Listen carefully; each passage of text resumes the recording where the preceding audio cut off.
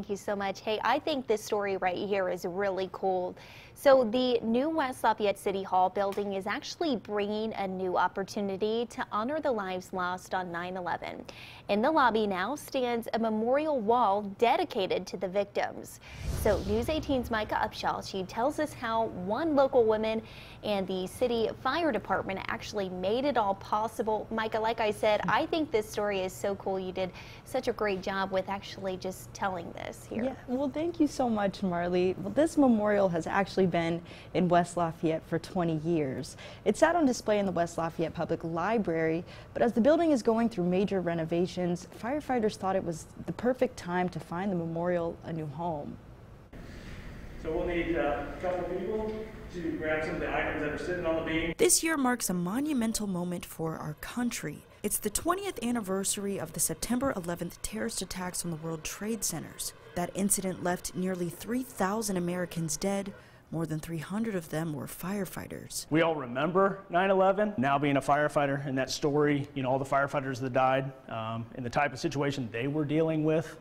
Maybe we think about maybe what they were dealing with on that day. Former Fire Chief Ron Ford felt it was important, even here in West Lafayette, that we honor those who died on that tragic day. That's why he worked to bring a piece of steel here locally from the Twin Towers. It eventually grew into this, a collection of memorabilia now showcased as a Staples City landmark. No better place than at City Hall where people can see it every day, come pass by, maybe start some discussions, some thoughts, remembrance of everybody's time that they went through when they experienced the tragedy. I just picture the firefighters coming down the pole and hopping into their boots and their jackets. I'm so glad I live in a community like West Lafayette. I really am. West Lafayette resident Patty O'Callahan is especially feeling the impact of this memorial moving to the new Marjoram City Hall building.